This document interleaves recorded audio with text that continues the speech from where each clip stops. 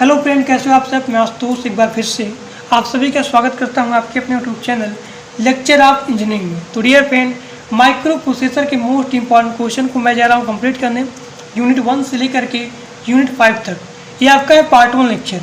तो जो लोग चैनल पर नए हों प्लीज़ सब्सक्राइब कर लें और अपने दोस्तों के पास शेयर भी कर दें। जो लोग टेलीग्राम ग्रुप में नहीं ज्वाइंट हो उसका लिंक दिया गया है, जाइए ज्वाइन हो जाइए।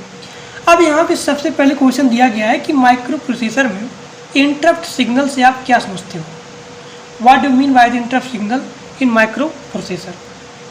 देखिए एकदम बढ़िया तरीके से बताऊंगा, आपको अच्छी तरीके से समझ में आ जाएगा। अब यहाँ पे दिया गया इंटरप्ट। इंटरप्ट का मतलब क्या हुआ, जैसे कि आपके पास एक यहाँ पे प्रोसेसर है, ऑलरेडी आपके पास एक प्रोसेसर को चला रहे हो ऑलरेडी पहले से ही, और उसको रोक करके किसी दूसरे प्रोसेसर को आपने रन कर दिया, तो यही मतलब हुआ इंटरप्ट। यानी कि ऑलरेडी आप एक प्रोसेसर को चला रहे हो, रन कर रहे हैं। मान लीजिए प्रोसेसर आपका 1 है, ठीक। अब इसको बीच में आपने रोक दिया, यहाँ पे स्टॉप कर दिया। अब रोकने के बाद आप यहाँ पे फिर दूसरे प्रोसेसर को, मान लीजिए प्रोसेसर 2 है, इसको आप यहाँ पे रन कर दिया, तो ये मतलब हुआ इंटरप्ट। इंटरप्ट का मतलब क्या हुआ, यह आपके पास एक पहले से ही प्रोसेसर है और उसको आपने यहाँ पे रन स्टॉप कर दिया, और स्टॉप करने के बाद एक दूसरा प्रोसेसर को आप यहाँ पे चालू कर दे रहे हो, स्टार्ट कर दे रहे हो, रन कर दे रहे हो, यही मतलब हुआ इंटरप्ट का।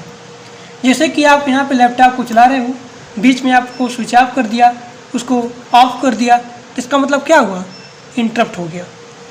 अब अगर इसका आप लोग यहाँ पे एक्सप्लेन देखना चाहते हैं तो देख सकते हैं, डायग्राम बनाना चाहें अपने एग्जाम में बता सकते हैं कि देखो इसका ये मतलब हुआ। अब देखिए इंटरप्ट क्या होता है। इंटरप्ट जो होता है, are the signals generated by the external devices to request the microprocessor to perform a task। तो यही हमारा क्या हुआ, इंटरप्ट। तो इंटरप्ट क्या है, एक सिग्नल है जो यहाँ पे जनरेट होता है, किसके द्वारा, एक्सटर्नल डिवाइस के द्वारा। यहाँ पे रिक्वेस्ट भेजता है माइक्रो प्रोसेसर को, किस लिए, एक टास्क को परफॉर्म करने के लिए। So this is the interrupt explanation.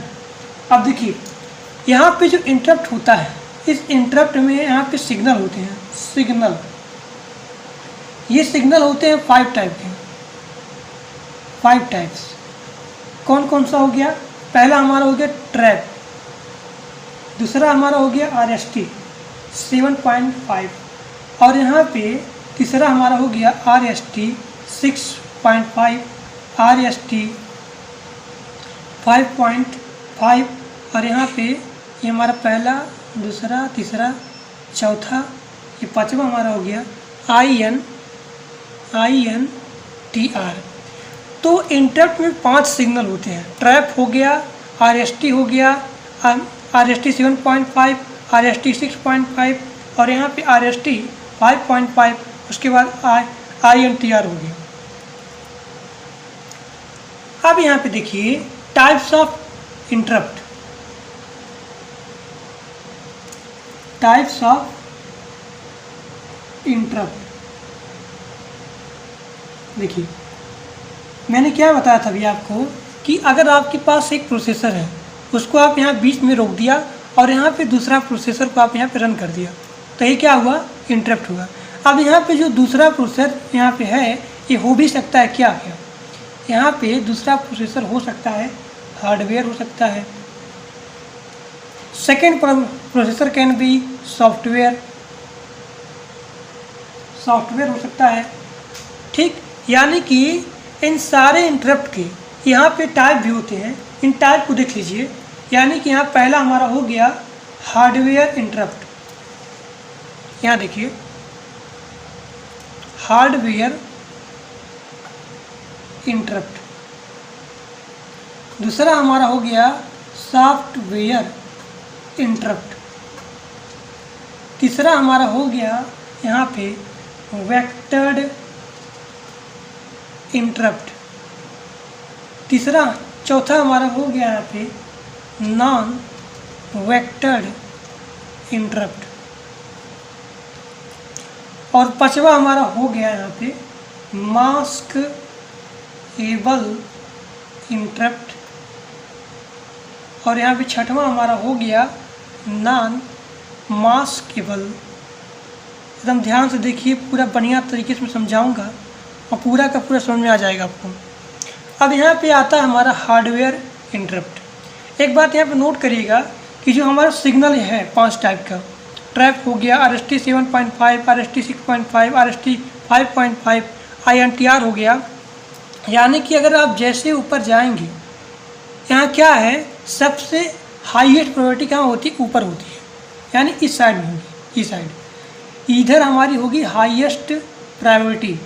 यानी कि ट्रैप की सबसे ज़्यादा क्या है, प्रायोरिटी ज़्यादा है। उसके बाद ये RST 7.5, उसके बाद RST 6.5 और उसके बाद RST 5.5। और सबसे लो जो होता है हाईएस्ट प्रायोरिटी किसका होता है, INTR का होता है।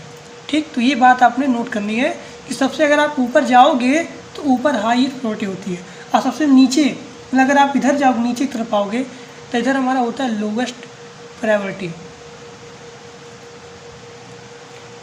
तो सबसे पहले आता है हार्डवेयर इंटरप्ट।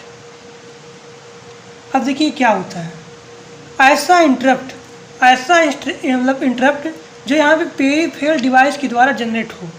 यानी कि which interrupt that's are generated by the peripheral device, तो that's are called hardware interrupt. Hardware interrupt यानी कि अगर यहाँ पे पेरिफेरल डिवाइस के द्वारा कोई भी इंटरप्ट हो रही है तो हमारा होता है हार्डवेयर इंटरप्ट। इसी हार्डवेयर इंटरप्ट में आते हैं पांचों चीज़। ट्रैप हमारा हो गया, RST 7.5 हो गया। यहाँ पे लिख सकते हो कि हार्डवेयर इंटरप्ट के यहाँ पे टाइप, वो पूरा चीज़ आपने ऊपर सब चीज़ लिखना है। कौन कौन सा होता है हमारा, ट्रैप हो गया, उसके बाद RST 7.5, RST 6.5, उसके बाद RST 5.5 और RST 1 2 3 4 INTR हो गया। तो हार्डवेयर इंटरप्ट के सारे क्या हुए, यहाँ पे टाइप हो गए। और क्या होता है, एक पेरिफेरल डिवाइस के द्वारा क्या होता है, ये जनरेट होता है। कहने का मतलब ये हुआ कि अगर आप जो है यहाँ पे कीबोर्ड है, और इस कीबोर्ड के आपने कोई भी बटन अगर आपने यहाँ प्रेस किया तो हमारा क्या हुआ, पेरिफेरल डिवाइस है। अब यहाँ पे डेस्कटॉप पे आपने माउस के द्वारा कोई भी काम किया तो हमारा क्या हुआ, इंटरप्ट, वो हमारा हो गया हार्डवेयर इंटरप्ट। अगर आपको यहाँ पे क्लिक कर दिया, मान लीजिए आप टर्न ऑफ कर दिया आपने कंप्यूटर को, फिर मान लीजिए बटन दब गया, कुछ वहाँ पे हो गया इंटरप्ट, तो हमारा क्या हुआ, हार्डवेयर इंटरप्ट हो गया। तो यही होता है कि ये पेरिफेरल डिवाइस के द्वारा क्या होता है, जनरेट होता है। ऐसा इंटरप्ट जो यहाँ पे पेरिफेरल डिवाइस के द्वारा यहाँ पे जनरेट हो, वो हमारा हो गया हार्डवेयर इंटरप्ट। ठीक, इसकी टाइप हो गया। अब यहाँ पे आता है दूसरा हमारा आ गया सॉफ्टवेयर इंटरप्ट। अब देखिए सॉफ्टवेयर इंटरप्ट क्या होता है। यहाँ पे जो सॉफ्टवेयर इंटरप्ट होता है, इस सॉफ्टवेयर के द्वारा क्या होता है, इंटरप्ट होता है। ठीक, तो ये बोलेंगे कि ऐसा इंटरप्ट जो यहाँ पे सॉफ्टवेयर के द्वारा क्या हो, इंटरप्ट हो, जनरेट हो। ऐसा यहाँ पे इंटरप्ट जो सॉफ्टवेयर के द्वारा जनरेट होता हो, वही हमारा हो गया सॉफ्टवेयर इंटरप्ट। ठीक, अब देखिए RST 0 से लेकर के RST 7 तक ये हमारा क्या होता है, सॉफ्टवेयर इंटरप्ट होता है। तो ये बात आपको नोट करना है कि जो हमारा सॉफ्टवेयर इंटरप्ट होता है RST 0 से लेकर के RST 7 तक होता है। ठीक, और देखिए यहाँ पे जो सॉफ्टवेयर इंटरप्ट होता है, सॉफ्टवेयर इंटरप्ट, इसकी जो प्रायोरिटी होती है अधिक होती है किससे, हार्डवेयर इंटरप्ट से। सॉफ्टवेयर यहाँ पे जो इंटरप्ट होता है इसकी प्रायोरिटी हार्डवेयर इंटरप्ट से क्या होती है, ज़्यादा होती है। अब यहाँ तीसरा देखिए वेक्टर्ड इंटरप्ट। वेक्टर्ड इंटरप्ट क्या होता है, तो वेक्टर इंटरप्ट क्या होता है, ये फिक्स्ड एड्रेस होता है, फिक्स एड्रेस होता है। ठीक, तो लिखेंगे जो हमारा वेक्टर इंटरप्ट होता है ये क्या होता है, फिक्स्ड एड्रेस होता है। इसका मतलब क्या हुआ कि आपके पास एक फिक्स एड्रेस हो और उस एड्रेस पे देखिए, मान लीजिए यहाँ पे फिक्स एड्रेस है, फिक्स एड्रेस है और यहाँ पे आप एक प्रोग्राम आप रख दिए, यहाँ पे एक प्रोग्राम रखें। ध्यान देखिए, वेक्टर इंटरप्ट में क्या होता है, यहाँ पे एक फिक्स एड्रेस पे एक प्रोग्राम आपने रखा और देखो इंटरप्ट होने के बाद, जैसे ही इंटरप्ट हुआ, इंटरप्ट होने के बाद आप उसके एड्रेस पे जाओ, उसके एड्रेस पे गो टू एड्रेस, उसके एड्रेस पे जाते हो और जा करके वहाँ जो इंस्ट्रक्शन दिया गया है, वहाँ जो इंस्ट्रक्शन दिया गया है उसको रीड करो और रीड करने के बाद एग्जीक्यूट करो। तो ये बात आपको नोट करनी है कि जो हमारा वेक्टर इंटरप्ट होता है फिक्स्ड एड्रेस होता है। इसका मतलब ये हुआ कि अगर यहाँ फिक्स एड्रेस दिया गया है उसके ऊपर एक प्रोग्राम दो और प्रोग्राम देने के बाद यहाँ पे जो हमारा इंटरप्ट, जैसे इंटरप्ट हुआ, अब इंटरप्ट होने के बाद ये वहाँ पे जो दिया गया इंस्ट्रक्शन है उसके एड्रेस पे जाओ और उसको यहाँ पे एग्जीक्यूट कर लो। तो ये हमारा होता है वेक्टर इंटरप्ट। अब यहाँ देखिए, ये हमारा चौथा हो गया नॉन वेक्टर्ड इंटरप्ट। एक बात और यहाँ पे नोट करना है,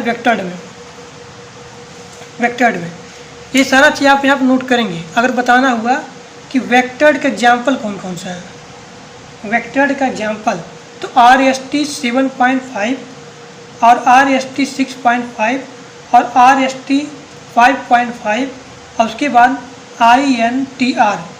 RST 7.5 और मतलब जितना सारा क्वेश्चन है नीचे वाला, यानी जो आपका लोएस्ट प्रोबेबिलिटी नीचे दिया गया है, इससे आपका हो गया ट्रैप हो गया, RST 7.5 हो गया, नीचे वाला पार्ट दिया गया, यानी कि जो लोएस्ट प्रोबेबिलिटी है वो लोएस्ट प्रोबेबिलिटी क्या होगी, हमारी वेक्टर्ड इंटरप्ट होगा। और जो हमारा ट्रैप होगा, ये ट्रैप क्या होगा, नॉन वेक्टर्ड होगा, नॉन वेक्टर्ड इंटरप्ट। ये क्या होता है, it's have not fixed address, इसके पास फिक्स एड्रेस नहीं होता है। ठीक, अब यहाँ पे एग्जाम्पल दे सकते हो, जैसे कि हमारा हो गया trap is a non vectored interrupt. अब पांचवा हमारा आ गया मास्केबल इंटरप्ट। पूरा बढ़िया तरीके से बता रहा हूँ ताकि एक चीज़ घुस जाए अंदर बढ़िया तरीके से। अब देखो यहाँ पे प्रोसेसर दिया रहता है, ऐसा इंटरप्ट जो यहाँ पे प्रोसेसर को क्या करे, इग्नोर करे, वही हमारा क्या होता है, मास्केबल इंटरप्ट होता है, मास्केबल इंटरप्ट होता है।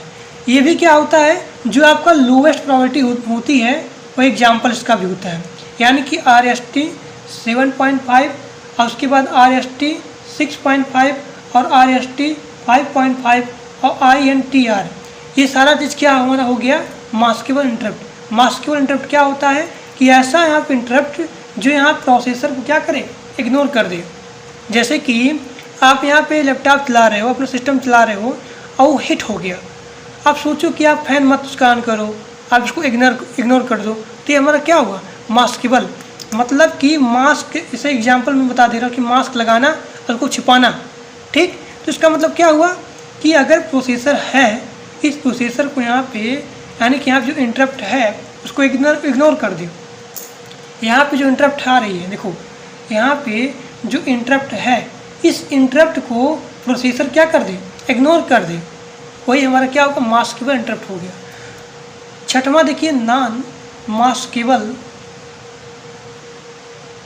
इंटरप्ट। नॉन मास्केबल इंटरप्ट क्या होता है, यहाँ पे ऐसा इंटरप्ट जो प्रोसेसर के द्वारा, यहाँ पे इग्नोर ना हो, नॉट इग्नोर। अगर इग्नोर नहीं होता है तो हमारा हो गया मास्केबल इंटरप्ट, यानी in which processor can not be ignore interrupt. लिखना इसमें कि इन विच इंटरप्ट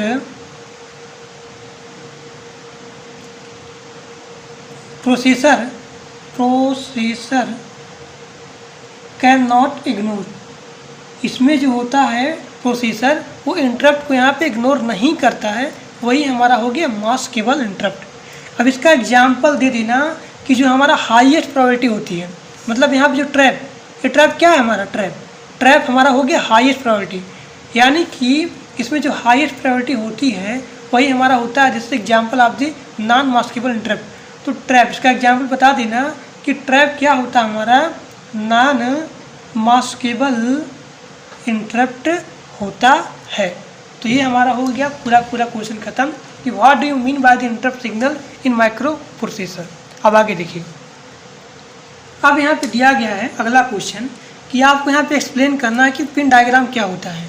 8085 में जो आपका माइक्रो प्रोसेसर होता है इसमें पिन डायग्राम क्या होता है ये आपको बताना है। तो सबसे पहले आप यहाँ पे देखिए, ये आप बनाएंगे डायग्राम, ठीक। अब यहाँ पे देखिए, यहाँ पे जो टोटल नंबर ऑफ पिन होता है अंदर की तरफ, देखिए आपको यार इनवर्ट की तरफ, इनवर्ट, तो ये आपका जो इनवर्ट पिन होता है टोटल, अगर मैं जूम कर दूँ इसको, यहाँ देखिए ये जो यहाँ पे दिया गया ना पिन अंदर की तरफ जा रहा है, देखिए कोई बाहर है, कोई अंदर है, कोई अंदर है, कोई बाहर है, कोई बाहर है, कोई अंदर है, यानी कि यहाँ पे जो total number of invert pin है ये कितना है, 21 है। और जो यहाँ पे टोटल नंबर ऑफ आउटवर्ड, एक सेकंड देखना आप ध्यान से, यहाँ पे देख रहे कहीं कहीं पिन अंदर की तरफ भी है, बाहर की तरफ भी है, यानी कुल मिला करके जो आपका बाहर की तरफ पिन है वो कितना 27 है। तो अंदर की तरफ पिन और बाहर की तरफ पिन, ये अंदर कितना है 21 है और बाहर कितना है 27 है। तो ये बात आपको नोट करना है। और जो यहाँ पे 8085 में जो पिन होता है टोटल कितना होता है, 40 पिन होता है। आप देख सकते हैं, ये देखना है पूरा चीज़ कितना पिन है, 40 पिन है। आइए बता देना कि 40 पिन में से यहाँ पे अंदर की तरफ इनवर्ड कितना है और यहाँ पे आउटवर्ड कितना है। इनवर्ड कितना है 21 है, आउटवर्ड कितना है 27 है। तो ये बात आपको यहाँ पे नोट करनी है। और यहाँ पे दोनों तरफ आप लोग देख रहे हैं यहाँ पे कि दोनों तरफ 20 यहाँ पे पिन है, 20 पिन, इधर भी 20 पिन और इधर भी 20 पिन। यहाँ देखिए इधर भी 20 पिन और इधर भी 20 पिन, यानी कि इसको बोला जाता है DIP double in line package, जहाँ पे दोनों तरफ पिन समान हो, इक्वल हो, इधर भी और इधर भी, उसी को बोला जाता है DIP double pin, double in line package. अब यहाँ देख सकते हैं आपको दिया गया है क्रिस्टल इनपुट, ये आपका X1 X2 है, ये क्या है क्रिस्टल इनपुट है, ठीक। ये आपका क्या है रीसेट आउट है, मतलब एक बार आने के बाद उसको रीसेट कर दे, मतलब पहले जैसा हो जाए, वो हमारा क्या होता है रीसेट आउट होता है। फिर हमारा देखिए सीरियल इनपुट है, यहाँ SOD है।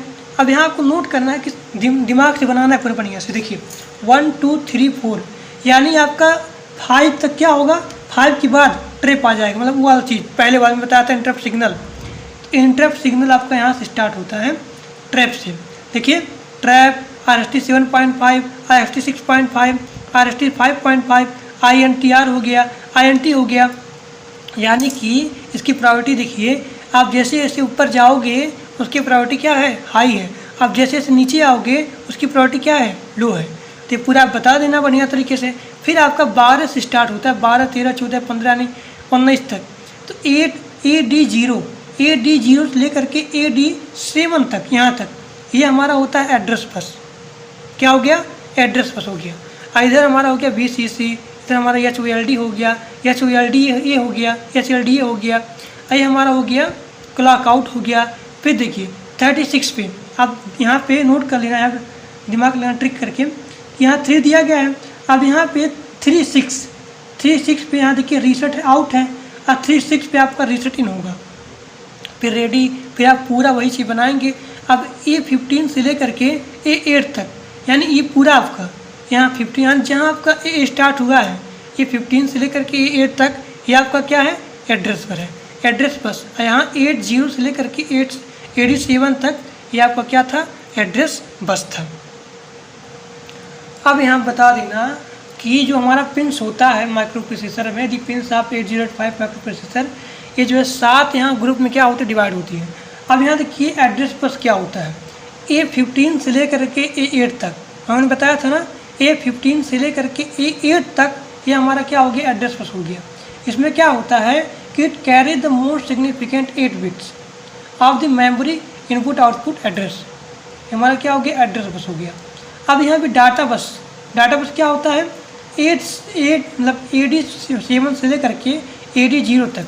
यहाँ पे देखिए ध्यान से, यहाँ देखिए AD0 से लेकर के AD7 तक, यहाँ हमारा क्या हो गया, एड्रेस डेटा बस हो गया, एड्रेस डेटा बस। और हमारा A15 से लेकर के A8 तक ये हमारा क्या होगा, एड्रेस बस हो गया।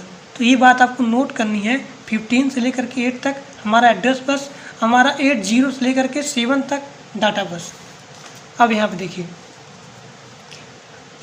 अब यहाँ पे ये जो डाटा बस दिया गया है, यहाँ पे क्या है कि इट कैरीज मतलब ले जाता है least significant 8 bit address and the data बस। यहाँ पे देखिए डाटा बस में क्या होता है, एड्रेस बस और यहाँ पे डाटा बस दोनों को यहाँ पे लेके जाता है, ठीक। और यहाँ क्या था कि it carry the more significant only 80 bits of the memory input output address. अब कंट्रोल एंड स्टेट सिग्नल क्या होता है, these signals are use to identify. ऐसे सिग्नल यहाँ पे यूज होते हैं आइडेंटिफाई करने के लिए, क्या यहाँ पे ऑपरेशन का नेचर क्या है उसको यहाँ पे आइडेंटिफाई करने के लिए इसका उपयोग यहाँ पे होता है। अब देखिए there are control signal and 3 status signal. यहाँ पे जो कंट्रोल सिग्नल होते हैं, यहाँ पे 3 स्टेटस सिग्नल होते हैं, यहाँ पे दिए गए हैं।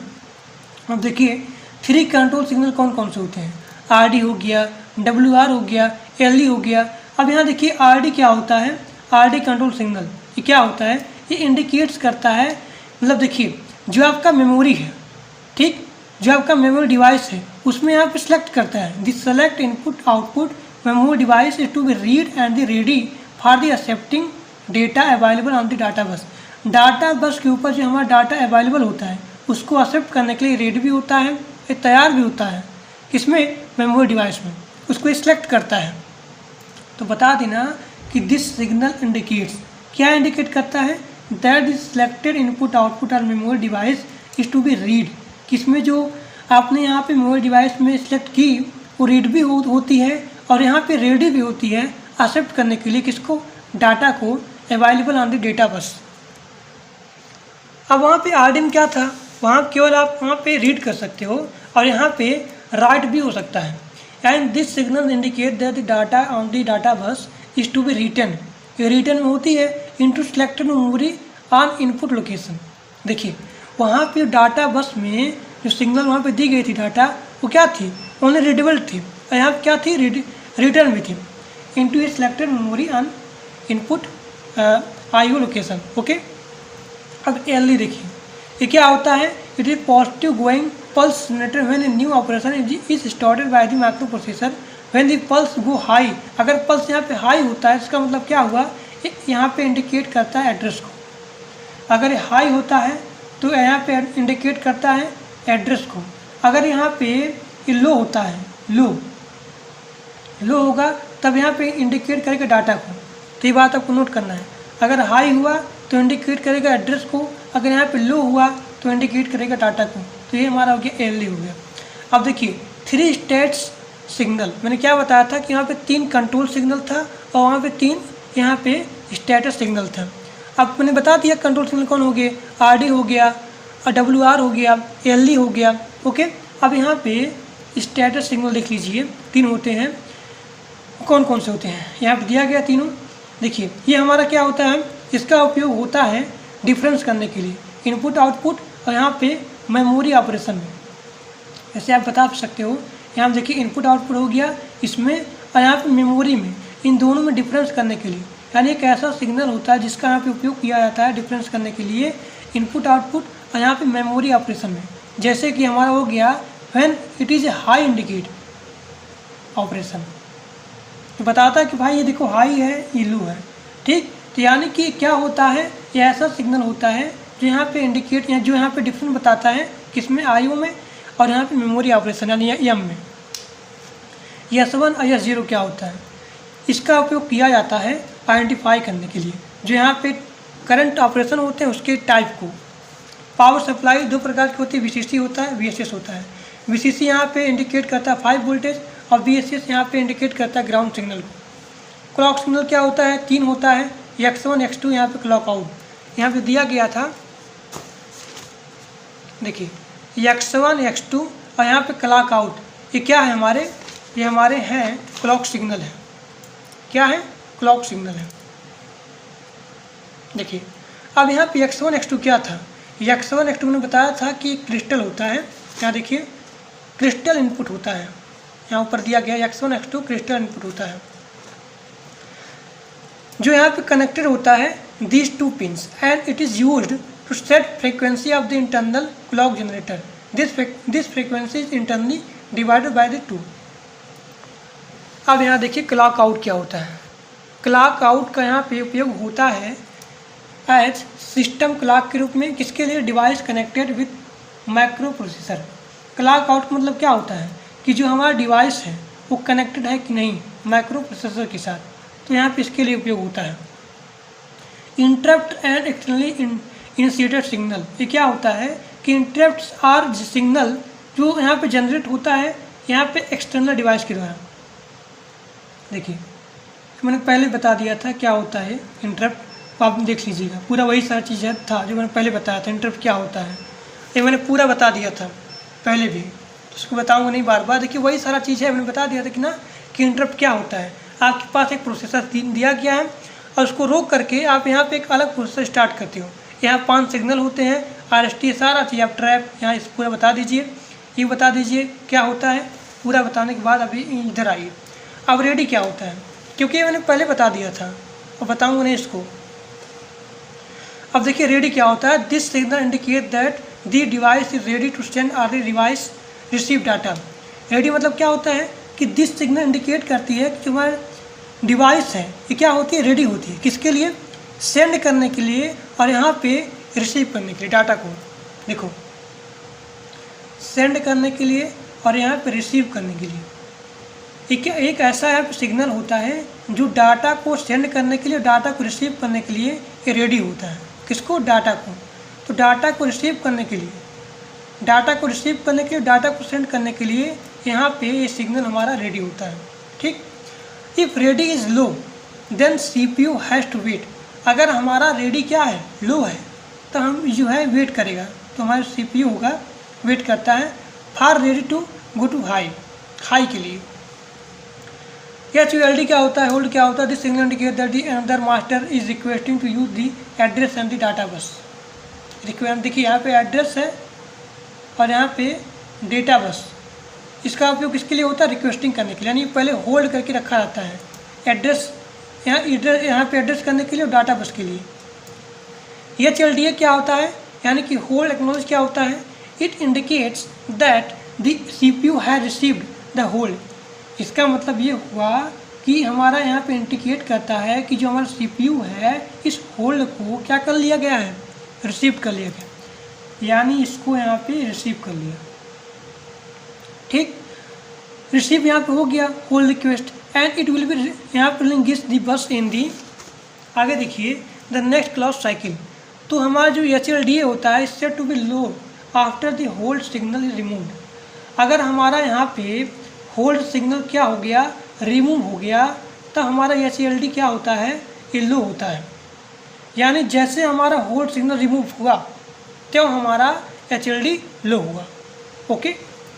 अब सीरियल IO सिग्नल क्या होता है? देखो ये 2 प्रकार का होता है, SID होता है और SOD होता है।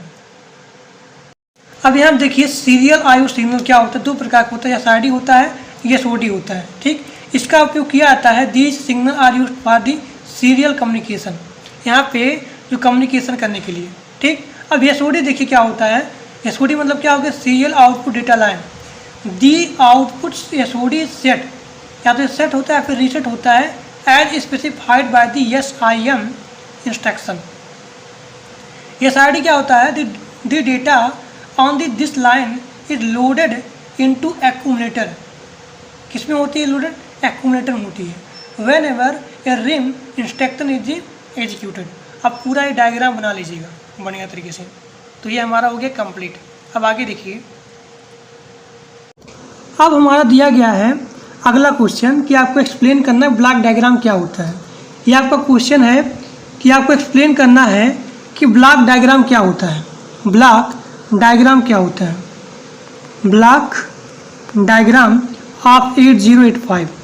तो ये 8085 का ब्लॉक डायग्राम है तो सबसे पहले आप बनाएंगे यहाँ पे डायग्राम, पूरा डायग्राम बनाएंगे बढ़िया तरीके से। अब ये देखिए यहाँ पे जो लाइन दी गई ना, ये सारा चीज़ मतलब एक सेकंड, ये जो लाइन दी गई है ये वाला देखिए ये लाइन जा रही है, ये लाइन जा रही है, इधर आ रही है, इधर आई है।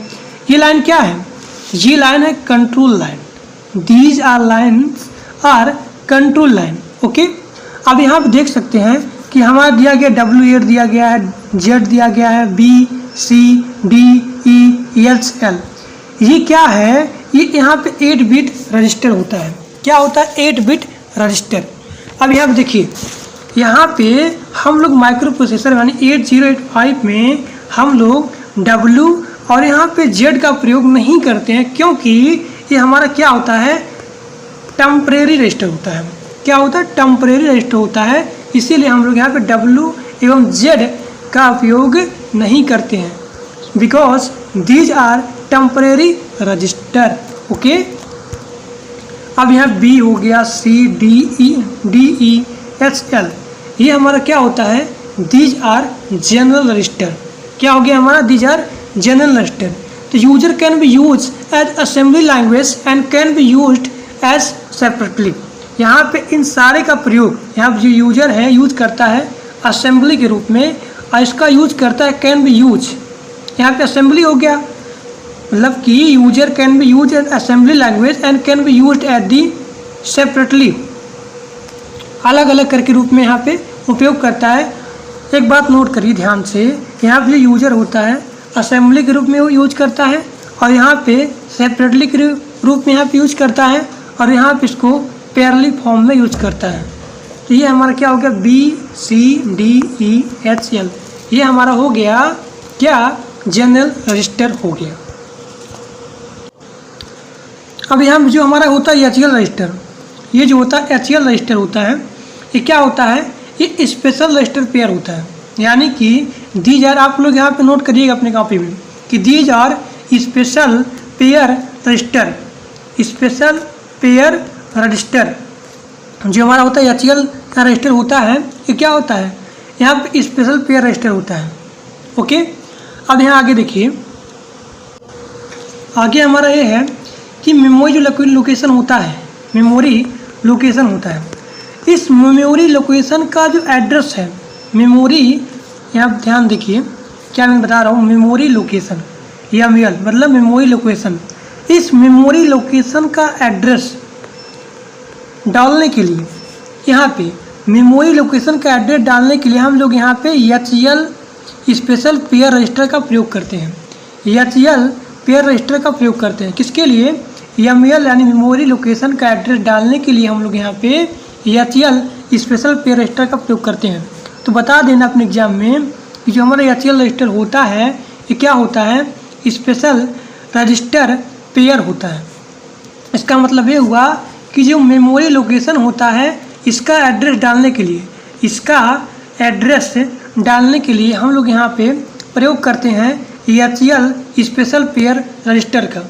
ओके, अब यहाँ पे आगे दिया गया है हमारा, यहाँ ध्यान देखिए, ये मैं जूम कर दे रहा हूँ।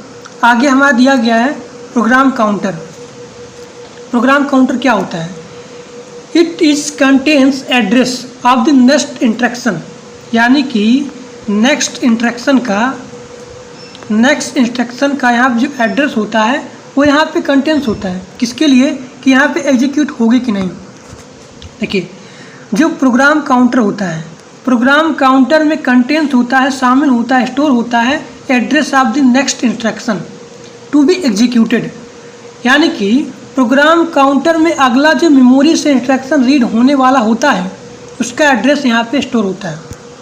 प्रोग्राम काउंटर में क्या होता है? जो अगला मेमोरी से इंस्ट्रक्शन जो रीड होने वाला होता है, यानी जो नेक्स्ट मेमोरी से इंस्ट्रक्शन रीड होने वाला होता है वही हमारा यहाँ पे एड्रेस स्टोर होता है। तो ये हमारा क्या हो गया? प्रोग्राम काउंटर हो गया। अब यहाँ पे आता है स्टैक पॉइंटर। स्टैक पॉइंटर में क्या होता है? ये देखिए हमारा क्या है? मेमोरी स्टैक है। इस मेमोरी स्टैक में जो आपका टॉप एलिमेंट होता है, जैसे मान लीजिए यहाँ पे टॉप एलिमेंट है, इस टॉप एलिमेंट को यानी कि इंडिकेट करता है। स्टैक पॉइंट क्या होता है, स्टैक पॉइंटर क्या होता है, ये बता देना कि 16 बिट का रजिस्टर होता है, 16 बिट का रजिस्टर होता है, ये बता देना। एक बात मैं बताया नहीं, प्रोग्राम काउंटर और स्टैक काउंटर ये दोनों हमारा क्या होता है, 16 बिट रजिस्टर होते हैं। ठीक, ये बता देना। फिर बता देना कि हमारा जो मेमोरी स्टैक होता है, यहाँ जो टॉप एलिमेंट होता है, इस टॉप एलिमेंट को स्टैक पॉइंटर के द्वारा क्या होता है, इंडिकेट होता है। यहाँ हमारी टॉप एलिमेंट है, इस एलिमेंट कौन यहाँ पे इंडिकेट करेगा, स्टैक पॉइंटर इंडिकेट करेगा। ठीक, तो बता देना कि stack point are the 16 bit register in which contain top element address of the memory stack. Memory address यहाँ पे स्टैक है, यहाँ पे जो टॉप एलिमेंट है इंडिकेट करता है स्टैक पॉइंटर। और प्रोग्राम काउंटर क्या होता है कि यहाँ पे जो मेमोरी में नेक्स्ट इंस्ट्रक्शन है उसके लिए, यानी मेमोरी, ये हमारा हो गया प्रोग्राम काउंटर, हमारा हो गया स्टैक, स्टैक क्या हो गया, पॉइंटर हो गया। अब आगे देखिए, आगे हमारा दिया गया इंक्रीमेंट और डिक्रीमेंट। इसका मतलब क्या होता है, इंक्रीमेंट और डिक्रीमेंट का मतलब, ये हमारा है प्रोग्राम काउंटर। अगर इस प्रोग्राम काउंटर में एक वैल्यू को बढ़ाना हुआ, ऐड करना हुआ, तब यहाँ पे प्रयोग किया था इंक्रीमेंट का। ठीक, अगर एक वैल्यू को यहाँ पे डिक्रीज करना हुआ, घटाना हुआ, तो हमारा होता है डिक्रीमेंट। अब आप लोग यहाँ पे देख रहे होंगे कि यहाँ पे दिया गया है रजिस्टर सेलेक्टर। ये देखिए, इस डायग्राम में दिया गया रजिस्टर सेलेक्टर, यहाँ देखिए ये।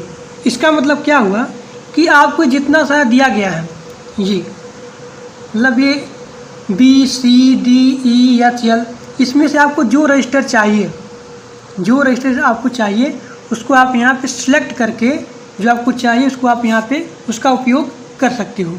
तो रजिस्टर सेलेक्टर का मतलब क्या होता है कि आपको जो रिक्वायर्ड रजिस्टर होती है उसको आप अगर यहाँ पे उपयोग करना चाहते हो तो उसको सिलेक्ट करके रजिस्टर सेलेक्टर की प्रक्रिया से कर सकते हो उसका उपयोग।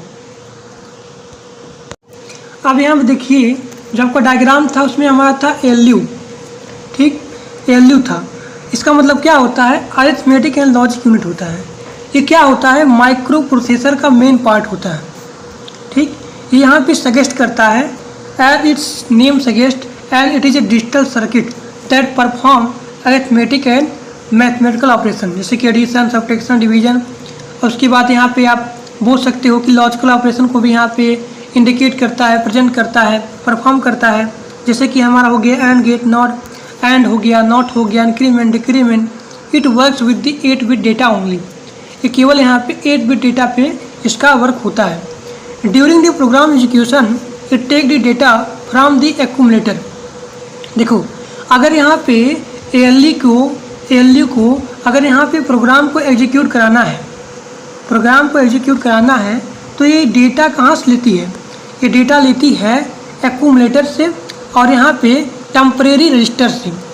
ठीक, अगर एलयू को प्रोग्राम यहाँ पे एग्जीक्यूट कराना है तो ये क्या करती है, डेटा यहाँ पे एक्यूमुलेटर से और यहाँ पे टेम्परेरी रजिस्टर से लेती है।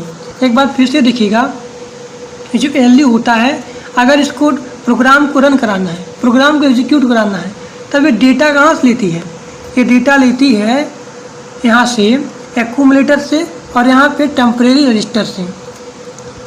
ठीक, तो ये हमारा क्या हो गया, एलयू हो गया, ALU। अब आगे देखिए, अब दूसरा क्या दिया गया है, एक्यूमुलेटर। मैंने क्या बताया, एक्यूमुलेटर क्या होता है कि अगर यहाँ पे एलयू को प्रोग्राम एग्जीक्यूशन के दौरान, मतलब अगर इसको प्रोग्राम को एग्जीक्यूट करना है, तब यहाँ पे एलयू क्या करता है, इसको यहाँ पे डाटा प्रोवाइड करता है। ये हो गया, in fact it help to store, load and store new data. ठीक, it is connected between the internal bus and ALU. ठीक, यहाँ देखिए, ये जो हमारा एक्यूमुलेटर होता है, अभी देखेंगे डायग्राम में कि जो है यहाँ पे इंटरनल बस और यहाँ पे एलयू के बीच ये क्या होता है, कनेक्टेड होता है। किसके बीच में, इंटरनल बस और यहाँ पे एलयू के बीच में। अब आगे देखिए, अभी मैंने बताया था कि जो जनरल पर्पस रजिस्टर कौन कौन से होते हैं हमारे। जो हमारा पहले ऊपर वाला था W और Z, ये हमारा क्या था, टेम्परेरी रजिस्टर था।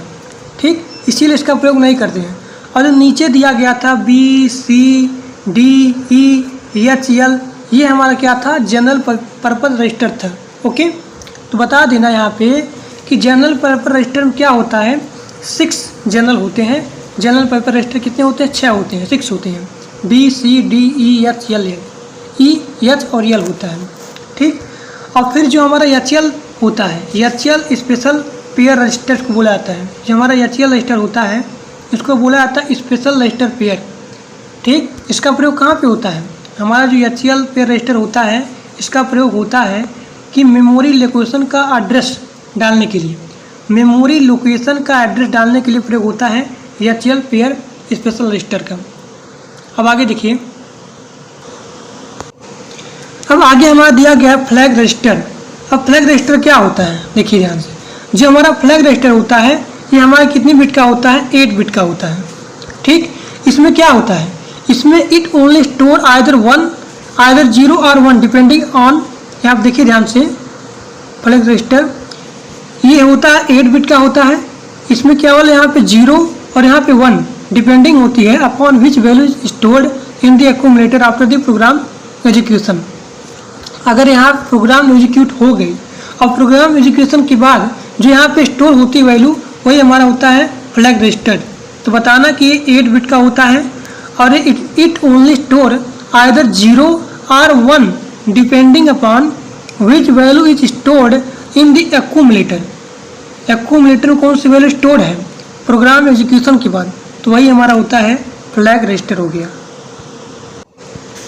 टेम्परेरी रजिस्टर क्या होता है, टेम्परेरी रजिस्टर क्या होता है, ये 8 बिट का होता है।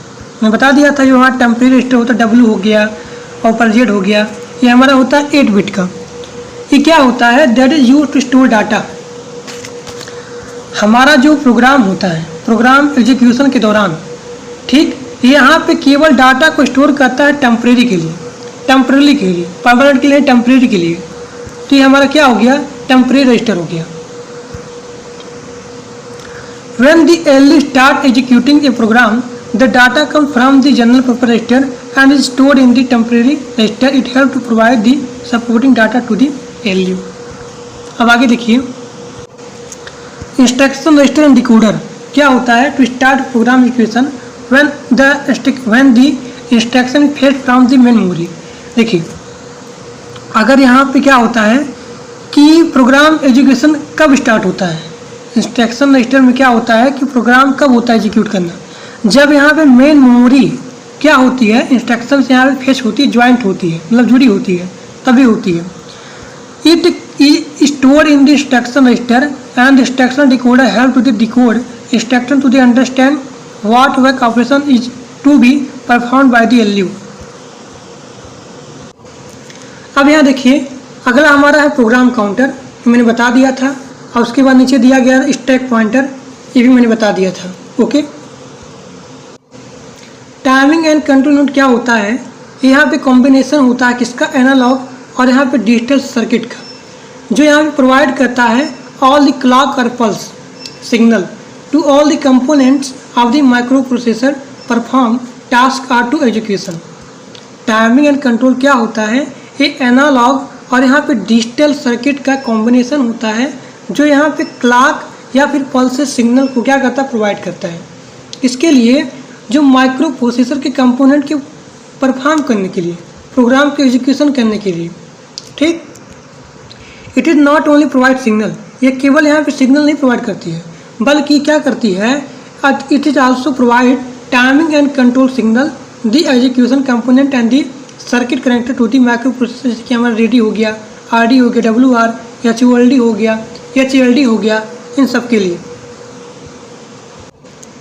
अब अगला हमारा आता है इंटरप्ट कंट्रोल। ये क्या होता है, देखिए, माइक्रो प्रोसेसर जो हमारा इंटरप्ट कंट्रोल होता है, ये कंट्रोल करता है किसको, इंटरप्ट को।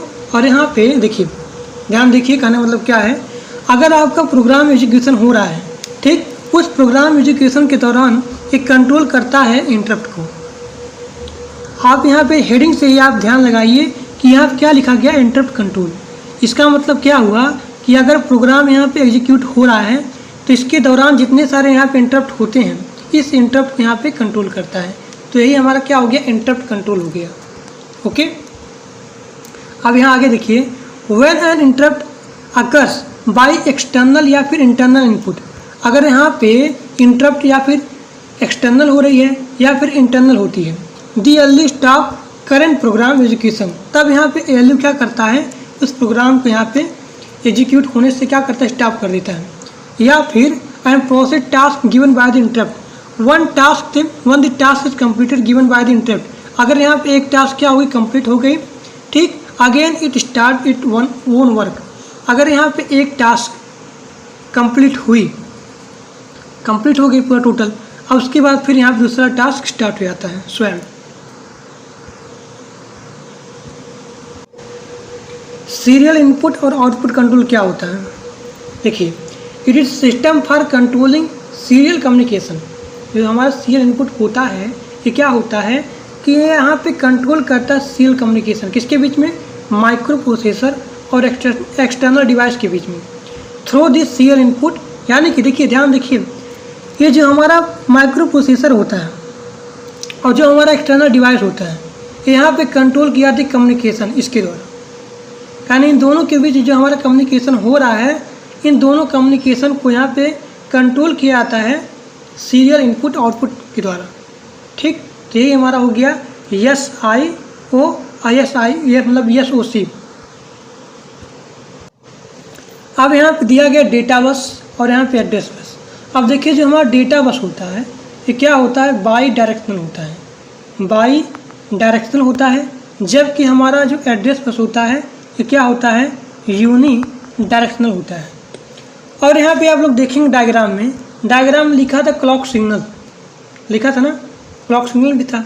इसका मतलब क्या हुआ कि कौन सी डिवाइस कितने समय तक एक्टिव रहती है, वही हमारा होता है क्लॉक सिग्नल। तो ये पूरा आपका कंप्लीट हो गया ब्लॉक डायग्राम ऑफ 8085 का। अब अगला क्वेश्चन देखिए। तो दोस्तों, आज के लिए बस इतना ही। Thank for watching my video. अगर वीडियो अच्छा लगा तो अपने दोस्तों के पास शेयर करिएगा। इसका जो नेक्स्ट पार्ट होगा अगले लेक्चर में पूरा का पूरा कंप्लीट हो जाएगा। तो आज के लिए बस इतना ही। Thank you.